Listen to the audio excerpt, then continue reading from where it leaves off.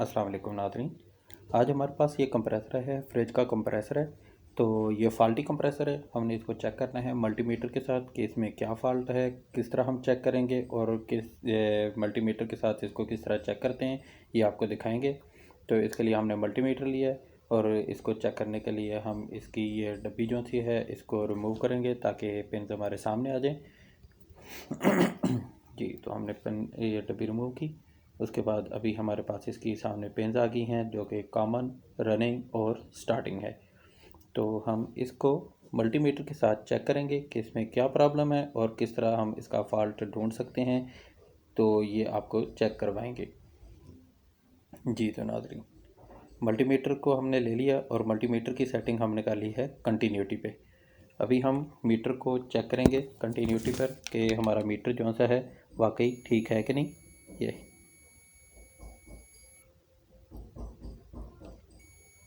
Multimeter हमारा ठीक है, कंटिन्यूटी दे रहा है, तो हमें पता लग गया कि मीटर हमारा ठीक है। अभी हम इसके साथ कंप्रेसर को लगा के चेक करेंगे। कंप्रेसर की हम पहले चेक करेंगे कि कहीं ये बॉडी शॉर्ट तो नहीं।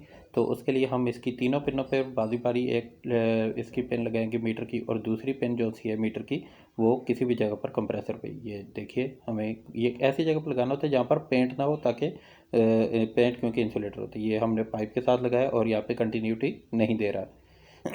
अभी हम दूसरी पेन के साथ लगाते हैं, इसकी स्टार्टिंग पेन के साथ, यहाँ पे भी नहीं, और अभी रनिंग के साथ। तो ये देखें हमें रनिंग पर भी इसने कोई कंटिन्यूटी नहीं दी।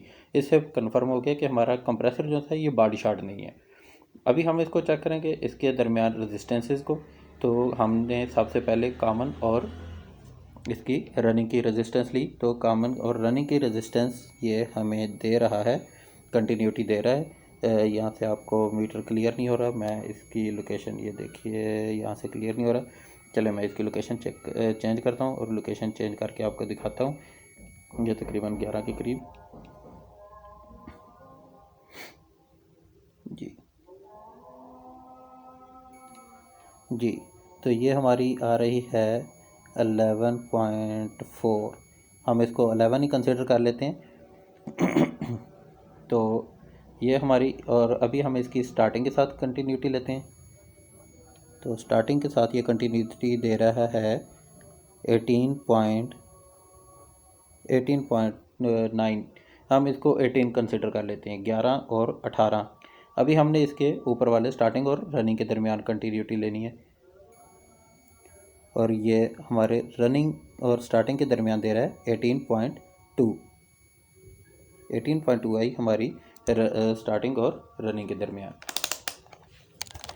जी तो नाज़रीन, यहाँ पे अभी आपको बताते जाएं कि हमारी स्टार्टिंग और कॉमन और रनिंग, इसके दरमियान कंटिन्यूटी जो सी हैं वो 11 और 18 आई है। जबकि हमारी स्टार्टिंग और रनिंग के दरमियान भी 18 रेजिस्टेंस आ रही है। जबकि हमारी रेजिस्टेंस जो सी है इसकी वो तकरीबन 26 से लेके 30 के करीब होनी चाहिए थी।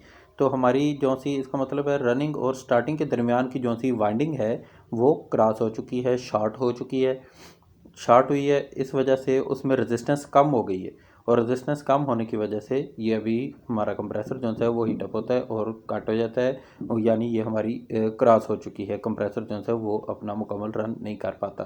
तो इस तरह हम इसको कंप्रेसर को चेक कर सकते हैं किसी भी मल्टीमीटर के ज़रिए, कि भी इसमें अगर मल्टीमीटर के साथ हम इसकी कंटिन्यूटी वगैरह चेक करेंगे, इसकी रेजिस्टेंस चेक करेंगे, तो हमें पता लग जाएगा कि कंप्रेसर में क्या फ़ॉल्ट है।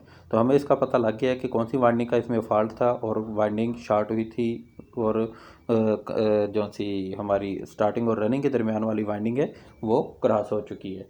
उम्मीद है ये वीडियो आपको पसंद आएगी और आपको हेल्प आउट करेगी। इंशाल्लाह नेक्स्ट टाइम भी आपके लिए ऐसी वीडियोस बनाते रहेंगे। Thank you so much. अल्लाह हाफिज़।